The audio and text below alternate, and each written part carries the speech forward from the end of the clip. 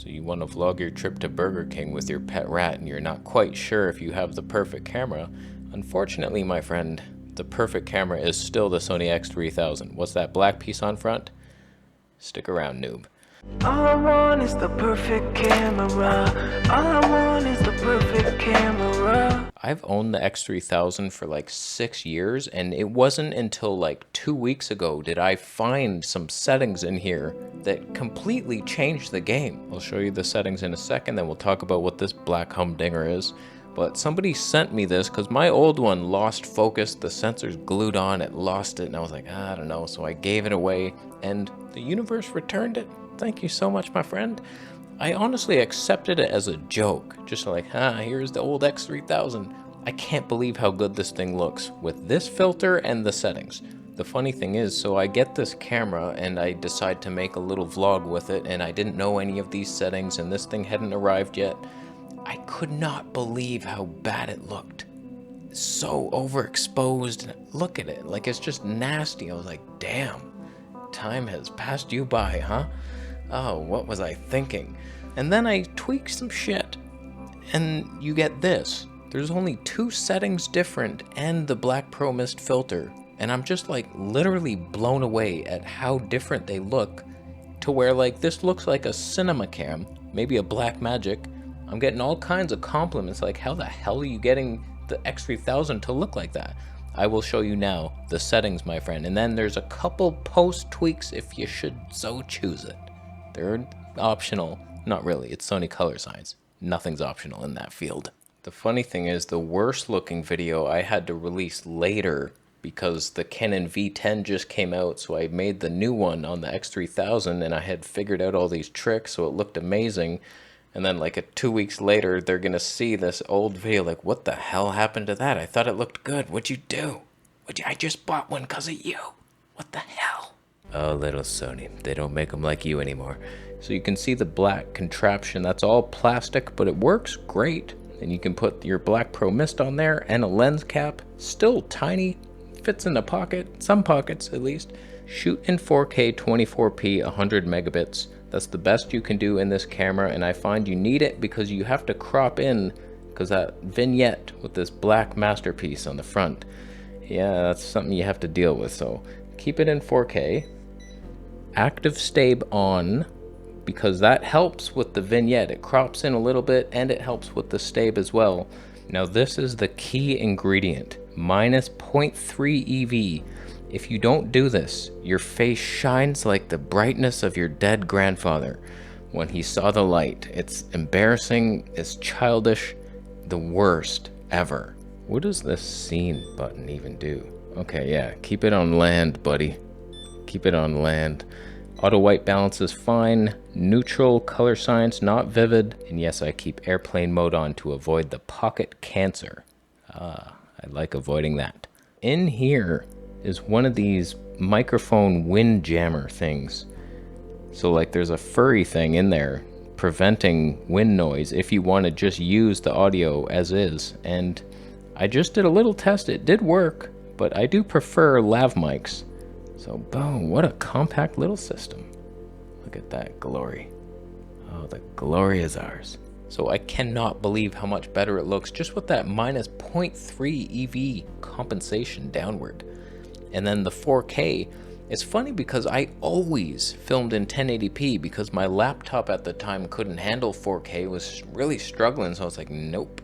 So we always did 1080p, and now that I have a new computer, it's like a new camera. It's like, oh, I can use it in 4K now, no problem. All right, so the black humdinger, it has some compromises. It is not perfect. There's nothing perfect about it, but it does what it says it does, kind of.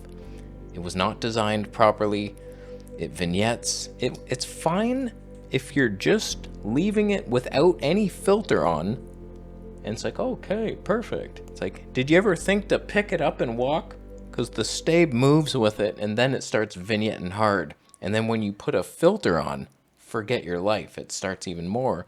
But it's doable. You just have to crop in post like 1.17-ish, depending on how freakish your movements are. Don't do a lot of side pans. That's what really gets you. So just try to keep it straight, asshole. It's a 49mm filter thread, so I suggest getting either a Black Pro Mist or a Glimmer Glass 1, and you get the cinema, my friend. Because this is a little over sharpened in camera, and that's the point of using these. It brings it back to a filmic state, almost. So you get this like digital sharpened video camcorder your uncle's at a barbecue type of thing, and then you put the filter on. It's like, oh, did he go to movie college? I think he did. Wow. So last thing I want to show you is just some minor tweaks I've made in post to complete the package. And now you have beauty. Okay, so here we have the GoPro 11 versus Sony X3000 video, and what I've done here, just some minor tweaks, nothing huge, nothing there. Here's the Sony file. Purple, you see that? It's the only one I labeled. Purple Skies of Hell is Sony. Can you see it? No, probably not.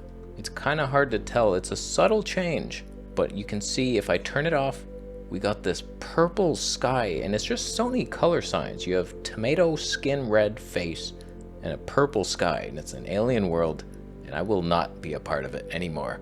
So boom, off. It's just a subtle tweak, and all I did for that node was this little color warper thing. It's fantastic. You just grab the sky and twist it. You just like take it and like, okay, I don't want that anymore. You could make it like hyper purple. That's basically what it looked like, that hyper purple bullshit.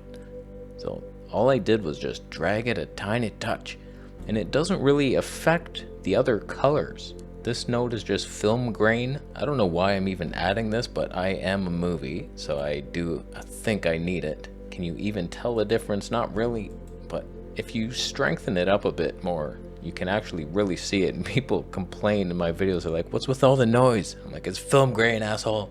Learn your shit. I just upped the contrast a bit because it's a flat profile. It's almost log. I add some saturation. I don't think I tweaked any of the color wheel stuff. All I did here was lower the highlights a bit and then up the shadows a tiny touch. Just a tiny touch. Also color temperature I just raised a bit, a little warmer. Your city might look different. Who knows what your scenario is? So this is what looked good for me. Who knows, maybe in a few years I come back and look at this and I'm like, oh my god, that looks so disgusting. What's with the red magenta skin tones? Oh, it's so oversaturated. Like, who knows? I always change my mind. I just realized that post would be a fun example of this. Wow, I can change it so much. It's a red post now and nothing else changed in the scene. You can't even tell I did that. Oh, that's so good. Here's a little side-by-side of before and after the grade. So like before is almost a log. It's very neutral and flat. You could get by with just a little saturation and contrast, but the colors of Sony have never been good and never will be. So you might want to make some tweaks. You might want to add a little Fuji Eternal Light on there at 20%. You do what you got to do to get around that nightmare. So while you may think this was a fun little tutorial on how to use my camera better, no, it was a cry for help. Why is this the best camera still for vlogging in 2023? This was like a 2014, don't quote me on that, 2016 maybe, release? Like, it's so old and it was so perfect. And we just want it to be updated, to look a little nicer. And you're not doing anything. Oh, you abandoned this line, you created a new one, and then you forked down a bunch of roads, creating the ultimate vlogging camera ZV-1F, bro. It's like nothing's in focus ever. This is still the best thing we have. Imagine you zip forward a few hundred years with your time machine and you show up with this thing and you're vlogging on the streets, everybody's in their spandex silver suits and they're like, what's that, man? It's like, oh, Sony X3000. It's like, oh, for vlogging? Yeah, what do you guys use? And they show up with this like brick thing. It's like, it does like 1080p, 60p. There's no stave in it. Autofocus is a little bad, but like, look at the shape of this thing. It's like a bubble. It's like a bubble. It's a ball. Do you have one? You can throw it to your friends. That's one of our things. Catch 60 frames per second. You believe in that? I don't want this world to continue in its current state. Somebody update this thing. It doesn't have to be Sony. I prefer if it wasn't. Fuji or Blackmagic. We all know Canon's not gonna do it. The V10, don't even get me started on that thing again. I'm gonna leave before my blood boils and I can make broccoli soup by bleeding into a pot. How you doing? You buying the X3000 and accessories through my affiliate links? They're from AliExpress and I can't make money off it? Oh no. I did not think that through. Oh boy, that hurts. You can donate. You're not going to. I'll leave. You buying a Camera Conspiracies t-shirt? You're not? Okay, subscribe more. What else, Anna?